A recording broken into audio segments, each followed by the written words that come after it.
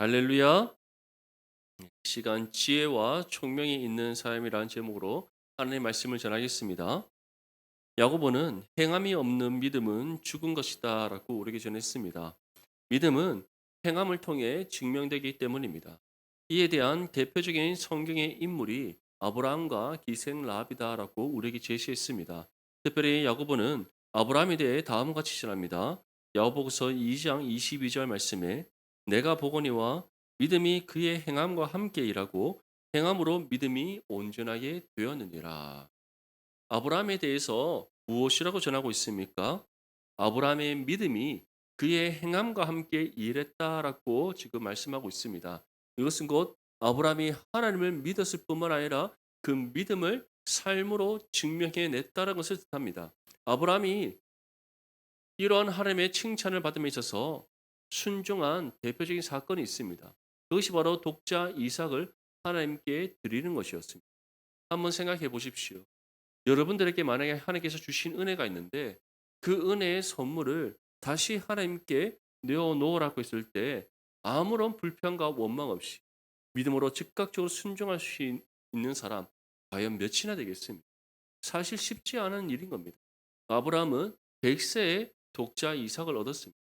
그리고 성경학자들이 추론하기로 지금 이삭을 하나님께 드릴 때 이 이삭의 나이는 최소한 13세 내외 아래 위로 정도 되는 13세에서 한 15세 사이 정도 되는 그런 나이일 것이다라고 추정을 합니다. 한번 생각해 보십시오. 이 시에 이삭이 조금 성장하여서 아버지와 함께 사냥도 나갈 수도 있고 농사를 지을 만한 힘도 생기기 시작하고 아버지와 함께 많은 것을 공유하고 또 경험할 수 있는 그런 나이가 되었습니다. 너무나도 소중한 때이지 않습니까? 그런데 그러한 이삭을 하나님께 제사의 제물로 드리라라고 명령하셨습니다. 여러분들 같으면 순종할 수 있겠습니까? 하나님께 그 어떤 불평과 원망 없이 즉각적으로 순종하여 독자 이삭을 하나님께 드릴 수 있겠습니까? 쉽지 않은 일. 그럼에도 불구하고 아브라함은 어떠한 불평과 원망 없이 하나님께 그 어떠한 의문을 제기하지 않고 즉각적으로 순종했습니다. 그것을 가리켜 야고보는 이와 같이 표현하고 있는 겁니다. 아브라함은 믿음이 그의 행함과 함께 일했다. 즉각적으로 순종했고 그 믿음을 행함을 통해 증명했다. 그 결과가 무엇이라고 우리에게 전하고 있습니까? 행함으로 믿음이 온전하게 되었다. 사랑하는 성도 여러분, 이처럼 우리가 믿음을 행함을 통해 우리의 믿음을 증명하게 되고 또 행함이 우리의 믿음을 온전하게 한다는 사실을 기억할 수 있기를 바랍니다. 그 이유는 단순합니다. 우리가 말씀을 삶으로 살아내고 그 말씀을 행함으로 인하여 우리의 믿음을 증명해 나갈 때 하나님 은혜가 우리 가운데 풍성해지기 때문입니다. 충만해지기 때문입니다. 그 은혜가 우리 가운데 차고 넘치게 하시는 하나님의 은혜가 임하기 때문입니다. 그래서 우리의 믿음이 어떻게 된다? 온전하게 되는 겁니다. 믿습니까? 말씀에 순종하지 않는데 하나님 은혜 경험할 수 있습니까? 불가능한 일입니다. 말씀을 지켜 행하지 않는데 우리 가운데 역사하시는 하나님의 능력을 경험할 수 있습니까? 불가능한 일입니다. 말씀을 의지하여 하나님께 기도하지 않는데 응답받을 수 있습니까? 불가능한 일인 겁니다. 결국 우리가 믿음을 행함을 통하여서 우리의 믿음을 증명할 뿐만 아니라 그 행함을 통하여 풍성한 하나님의 은혜를 경험하게 되기 때문에 우리의 믿음이 온전하게 되는 줄 믿습니다. 그래서 저와 여러분들이 아브라함처럼 또 기생 라합처럼 또는 우리의 믿음의 선진들처럼 행함이 있는 믿음의 삶이 되어서 하나님의 은혜의 풍성함을 경험하고 저와 여러분들의 믿음이 더욱더 온전해질 수 있기를 축복합니다. 이러한 믿음이 행함으로 믿음을 증명함에 있어서 야고보가 첫 번째로 우리에게 제시한 것은 말의 실수가 없는 사람이다라는 것입니다. 행함을 통해 믿음을 증명함에 있어서 첫 번째로 우리가 실천해야 될 것이 무엇이다? 말의 실수가 없는 것이다. 말의 실수가 없는 사람이 어떠한 사람이기 때문입니까? 온전한 사람이기 때문. 그래서 야고보서 3장 2절 말씀에 우리가 다 실수가 많으니 만일 말에 실수가 없는 자라면 곧 온전한 사람이다. 능히 온몸도 굴레 씌우리. 왜 말에 실수가 없는 사람이 온전한 사람입니까? 말에 실수가 없다는 것은 말하기를 더디하고 듣기를 속해하는 사람. 다시 말해 우리의 육신의 생각과 마음을 따라 내가 함부로 말하는 것이 언제나 말씀을 먼저 듣고 마음을 받아 행하는 삶을 살아가는 사람이기. 말에 실수가 없는 사람이 어떠한 사람? 믿음의 온전한 사람이라고 야고보는 우리에게 전했던 겁니다. 그래서 말에 실수가 없도록 하기 위해 두 가지를 우리에게 제시했습니다. 첫 번째는 무엇이었습니까? 우리 입에 말씀의 재갈을 물리라는. 우리 입에 말씀의 재갈을 물리라. 말씀의 재갈을 우리 입에 물린다는 것은 날마다 즐거이 주여로 하나님 말씀을 묵상하는 삶을 살아가는 것. 묵상한다는 것은 되새기고 입으로 계속해서 반복적으로 읊조리는 것을 뜻합니다. 한번 생각해 보십시오. 우리가 큐티를 하든 성경 통독을 하든 오늘 내게 주신 하나님의 말씀의 은혜가 있습니다. 그 말씀의 은혜를 내가 잊지 않고 기억하기 위해 반복적으로 그것을 암송하고 내 마음에 새기고 나의 생각과 마음속에 깊이 새겨질 수 있도록 늘 읊조린다면 우리가 말의 실수를 하겠습니까? 그렇지 않습니다. 말의 실수를 하려고 함부로 말을 하려고 하다가도 우리는 그 입을 다물게 될 것입니다. 그것이 말씀 가운데 역사하시는 성령의 은혜의 역사인 겁니다. 사랑하는 성도 여러분, 정말 말씀의 재갈을 우리 입에 물릴 수 있도록 늘 성령을 의지하며 말씀을 묵상하는 저와 여러분이 되시기를 소망합니다. 결국 우리의 말에 실수가 많다는 것은 말씀을 묵상하지 않는 것이요. 말씀의 재갈을 우리 입에 물리지 않는 겁니다. 반대로 말의 실수가 적다는 것은 끊임없이 말씀 가운데 우리가 깨어 있고 말씀의 재갈을 우리의 입에 물리기 위하여 말씀을 주야로 묵상하는 삶을 살아간다는 것에 대한 증거인 겁니다. 저와 여러분의 삶은 어떻습니까? 말의 실수가 많은 삶입니까? 말의 실수가 적은 삶입니까? 물론 우리는 여전히 연약하여서 말의 실수가 완전히 없는 삶이란 불가능합니다. 가능하고자 한다면 속히 주님 품 안에서 영원한 안식을 누리면 됩니다. 하지만 우리의 삶의 때는 하나님의 손에 있기 때문에 할 수만 있다면 우리 성도님들 한 사람 한 사람 모두가 할 수만 있다면 조금 더 이 땅 가운데 머물며 복음의 삶을 감당하는 삶이 되시기를 축복합니다.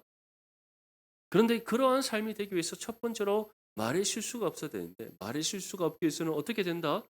입에 말씀의 재갈을 물려라. 이를 위해서는 어떻게 된다? 말씀을 즐거이 묵상해. 그러면 이것을 실천하는 저와 여러분들의 삶이 되시기를 바랍니다. 두 번째로는 혀를 제어해야 된다고 우리에게 제시했습니다. 혀를 제어하라. 사실 말씀의 재갈을 우리 입에 물리는 것보다 더 어려운 것이 무엇입니까? 혀를 제어하는 겁니다. 우리 몸의 가장 작은 지체 중에 하나가 우리의 혀인데 그 혀를 제어함이 너무나도 어렵다는 것을 야고보는 우리에게 분명히 전하고 있습니다. 그러면서 이 혀가 정말 일만하게 악의 근원이 된다라고도 지금 전하고 있습니다. 이 혀가 어떠한 것이다? 지옥 불과 같다라고 표현하고 있습니다. 이 혀를 제어할 수 있는 방법은 뭐밖에 없습니까? 성령께 내어 맡기는 것. 성령께 내어 맡기는 것. 우리 안에 임하셔서 함께 하신 성령께 날마다 기도하십시오. 나의 혀를 저해해 주시옵소서. 나의 혀를 통치하시고 다스려 주시옵소서. 이를 통해 말에 실수가 없는 믿음의 온전한 사람이 되게 해 주시옵소서. 정말 이 기도를 쉬지 않는 저와 여러분들이 될 수 있기를 바랍니다. 이 기도를 쉬지 않고 날마다 간구할 때 성령께서 친히 우리의 혀를 주장하여 주셔서 말에 실수가 없는 믿음의 온전한 사람이 되게 하실 줄 믿습니다. 오늘 본문 말씀을 통해 야고보는 믿음의 온전한 사람이 되기 위해 행함이 있는 믿음이 되어야 되는데 이에 대한 두 번째 실천 사항에 대해서 우리에게 전합니다. 그것이 무엇입니까? 지혜와 총명이 있는 사람이더라는. 한번 따라합시다. 지혜와 총명이 있는 사람. 지혜와 총명이 있는 사람.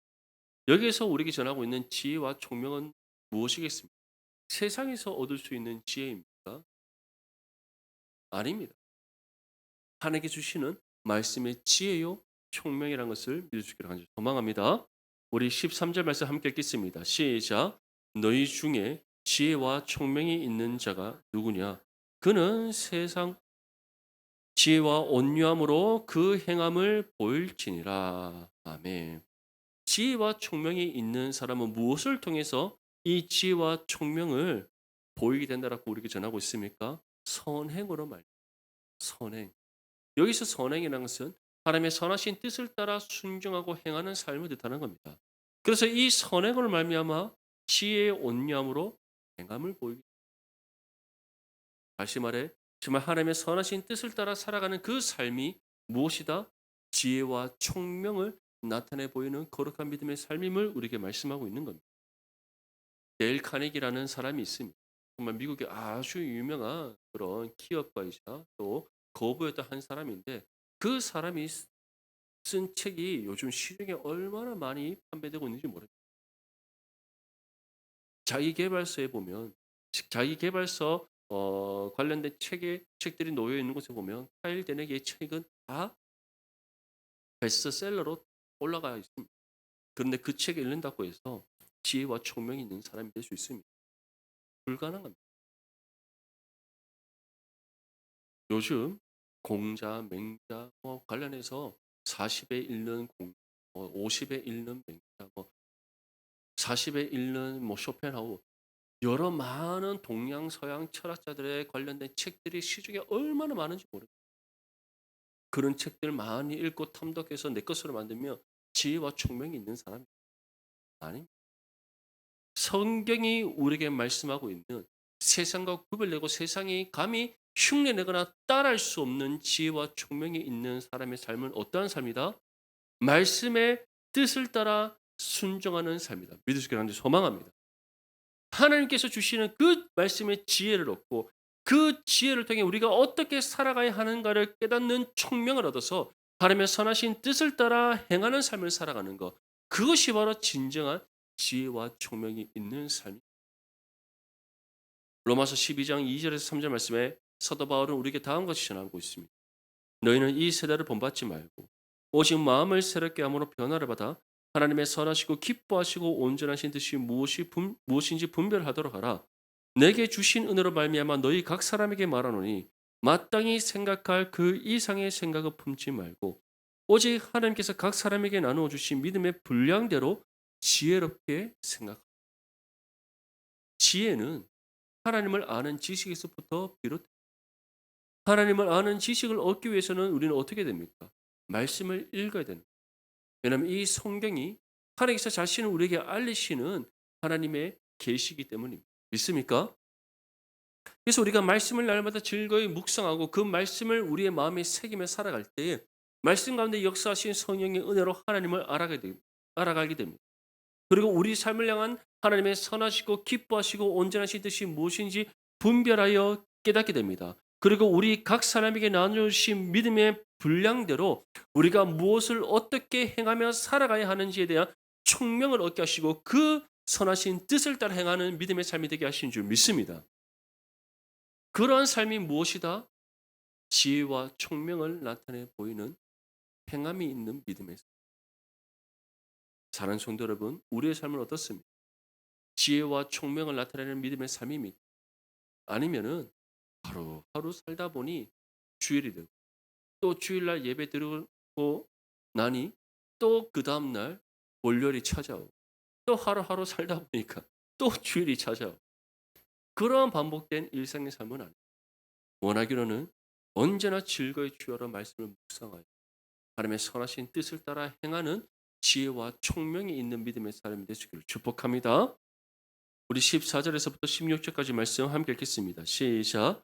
그러나 너희 마음속에 독한 시기와 다툼이 있으며 자랑하지 말라. 진리를 거슬러 거짓말하지 말라. 이러한 지혜는 위로부터 내려온 것이 아니요 땅 위의 것이요 정욕의 것이요 귀신의 것이니 시기와 다툼이 있는 곳에는 혼란과 모든 악한 일이 있음이라. 아멘.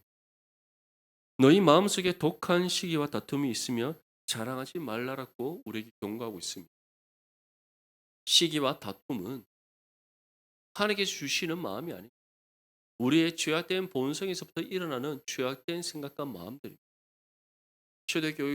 초대교회의 교부였던 에바그리오스는 인간의 죄를 7가지로 정의했습니다. 교만, 시기와 질투, 분노, 나태, 탐욕, 탐식, 정욕, 그리고 마지막으로는 허영이라고 했습니다. 시기와 다툼은 곧 시기와 분노 두 번째와 세 번째에 해당하는 죄입니다. 이것은 우리 인간의 죄악된 본성을 따라 나타나는 어 그런 죄들입니다.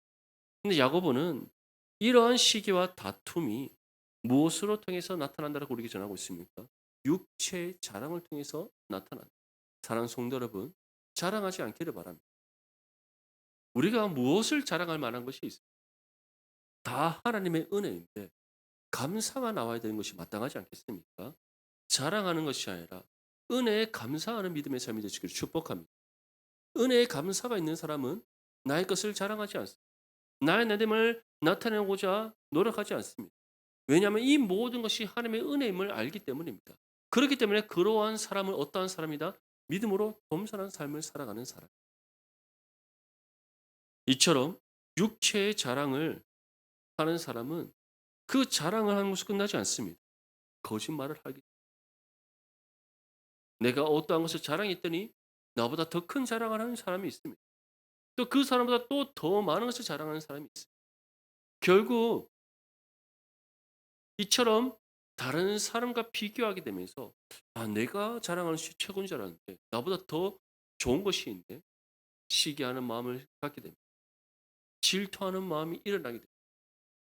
그러면서 내가 그 사람보다 더 많은 것을 자랑하지 못하고 내가 자랑하는 것이 그 사람보다 뛰어나지 못함에 대해서 분노하게 되면서 결국 거짓말을 하게 됩니다. 이어지는 죄악의 본성의 모습임을 야고보는 우리에게 전하고 있는 겁니다. 하지만 이러한 모든 것들은 진리를 거스르는 것이요. 위로부터 내려온 것이 하늘로부터 내려온 것이 아니에요. 하나님께서 우리에게 주시는 생각과 마음도 아니요.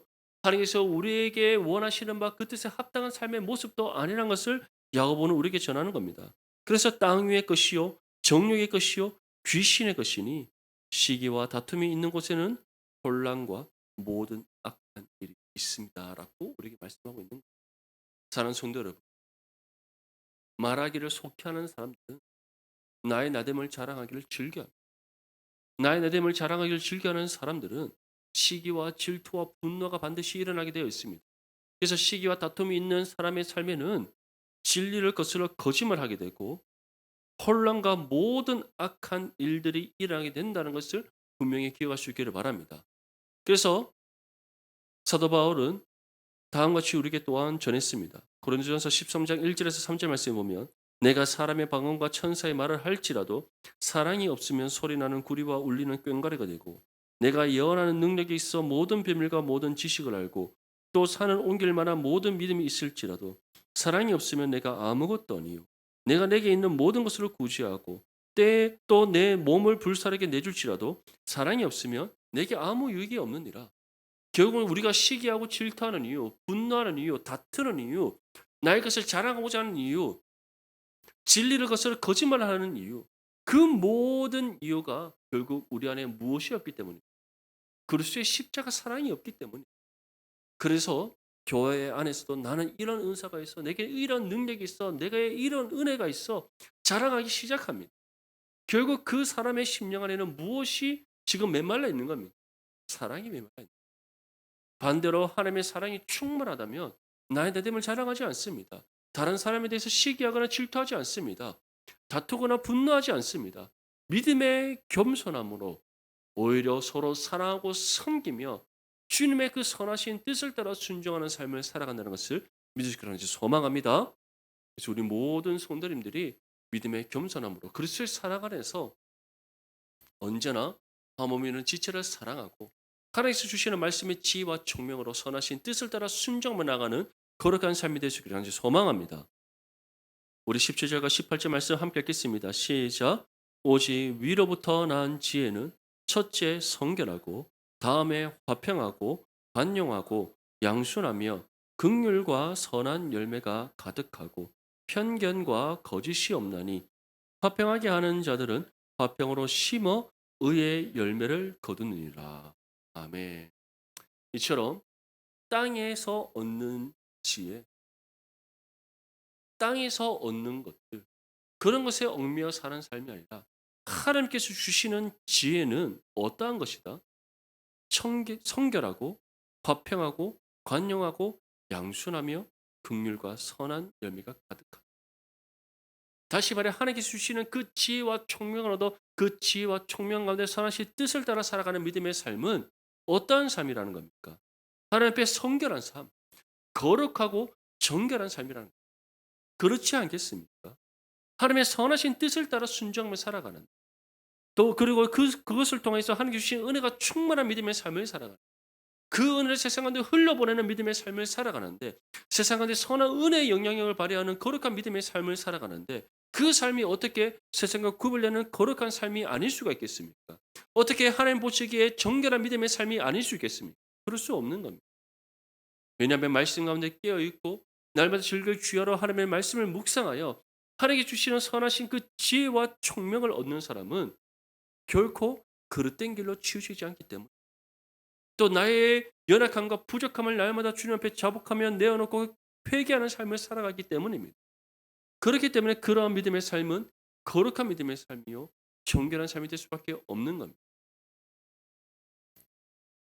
무엇보다 하나님의 선하신 뜻을 따라 살아가는데 그러한 삶이 시기와 다툼이 있는 삶이겠습니까? 아닙니다. 화평을 이루면서 화목하고 하나님의 평안의 은혜 가운데 거하는 삶이 된다는 것을 믿으시기를 소망합니다. 관용한다는 것은 상대방이 있는 모습 그대로 품어주는 삶을 뜻하는 겁니다. 시기와 다툼이 있는 사람은 상대방을 있는 모습 그대로 받아들이지 않습니다. 자신이 가진 삶의 기준으로 그 사람을 함부로 판단합니다. 하지만 하나님께 주시는 지혜와 총명이 있고 선하신 뜻을 따라 살아가는 사람은 나 자신 또한 죄인된 존재였고 구원받을 자격 없는 나였지만 하나님의 그 은혜의 풍성 가운데 나를 구원하셨다는 사실을 알기에 그 사람을 그리스도의 사랑으로 사랑하고 품는 삶을 살아갑니다. 그래서 관용이 있는 삶이 되는 겁니다. 양순하다는 것은 하나님의 그 선하신 뜻을 따라 옳고 그름을 바르게 분별하는 삶을 뜻합니다. 긍휼과 선한 열매가 가득하다는 것. 연약한 사람을 돌볼 줄 알고 필요한 것은 나눠줄 줄 알고 하나님의 선하신 뜻을 따라 묵묵히 걸어가기 선한 열매가 가득한 삶이 되는 겁니다. 사랑하는 성도 여러분, 우리의 삶은 어떻습니까? 성결한 삶을 살아가고 있습니까? 화평을 이루는 삶을 살아가고 있습니까? 관용을 베푸는 삶을 살아가고 있습니까? 하나님 앞에 옳고 그름을 바르게 분별하는 삶을 살아가고 있습니까? 연약한 사람들을 돌보고 섬기는 삶을 살아가고 있습니까? 하나님 앞에 선한 열매를 가득히 맺어가는 삶을 살아가고 있습니까? 아니면 시기와 다툼이 있는 삶. 원하기로는 하나님께 주시는 그 말씀의 지혜와 총명을 얻어 선하신 말씀의 뜻을 따라 살아감으로써 성결한 믿음의 삶, 화평을 이루는 삶, 관용을 베푸는 삶, 옳고 그름을 분별하여 행하는 삶, 무엇보다 긍휼과 선한 열매가 가득한 믿음의 삶이 되시기를 소망합니다. 이러한 삶을 살아가는 사람에게는 무엇이 없습니까? 편견과 거짓이 없다. 편견이 없다는 것은 사람을 차별하지 않는다. 아, 이 사람은 나랑 너무 잘 맞는 사람. 아, 이 사람은 나랑 잘 맞지 않아. 저 사람과 있으면 너무 마음이 불편. 그러지 않는다는 거예요. 교회 공동체 안에 그런 일이 있으면 되겠습니까? 안 되겠습니까? 그런 일이 없어야 될 줄 믿습니다. 그런 의미에서 우리 앞뒤 좌우로 한번 바라보며 인사합시다. 사랑합니다. 인사하겠습니다. 시작. 네. 주님 안에서 한 몸이는 지체를 내 몸같이 사랑한다라고 고백하면서 어떻게 편견이 있을 수 있겠습니까? 또 그 사랑 안에서 한 몸이는 공동체를 이뤄가는데 어떻게 시기와 다툼 가운데 거짓을 말할 수 있겠습니까? 결코 그럴 수 없습니다. 믿습니까? 그래서 언제나 우리 내당 중보교회는 그리스도의 사랑 안에서 정말 서로에게 성결하고 화평을 이루고 서로를 또 서로에게 관용을 베풀고 이러한 모든 것을 통해 편견과 거짓이 없는 거룩한 믿음의 교회가 되시기를 소망합니다. 그래서 야고보는 이와 같이 우리에게 전합니다. 화평하게 하는 자들은 화평으로 심어 의의 열매를 거두니 이처럼 말씀의 지혜와 총명을 얻어 선하신 뜻을 따라 살아가는 믿음의 삶은 어떠한 삶이다? 하나님의 화평을 주님 안에서 온전히 화목을 입고 어느 곳에 가든지 하나님의 은혜의 통로가 되어서 평안의 은혜를 나누는 믿음의 삶이 된다는 것을 말씀하고 있는 겁니다. 그래서 예수님께서도 다음과 같이 우리에게 말씀하셨습니다. 마태복음 5장 9절 말씀에 화평하게 하는 자는 복이 있나니 그들이 하나님의 아들이라 일컬음을 받을 것입니다. 결국 화평을 이루는 믿음의 삶을 통해 우리가 하나님 자녀됨을 세상 가운데 증거하게 된다는 것을 말씀하고 있습니다. 사랑하는 성도 여러분, 오늘 야고보가 전하는 이 말씀을 우리 마음에 새기며 믿음으로 실천할 수 있기를 소망합니다. 정말 먼저는 말씀의 지혜와 총명이 있는 사람이 되기 위하여 즐거이 주하러 하나님의 말씀을 묵상하는 저와 여러분들 되시기를 소망합니다. 또한 그 하나님의 선하시고 기뻐하시고 온전하신 뜻을 바르게 분별하여 그 뜻을 따라 순종하며 살아감으로써 성결한 믿음의 삶, 화평을 이루는 삶, 관용을 베푸는 삶, 옳고 그름을 분별하는 믿음의 삶, 무엇보다 긍휼과 선한 열매가 가득하여 편견과 거짓이 없으며 하나님의 화평을 이 땅 가운데 온전히 이루어 의의 열매가 가득한 믿음의 삶이 될 수 있기를 주님의 이름으로 축복합니다.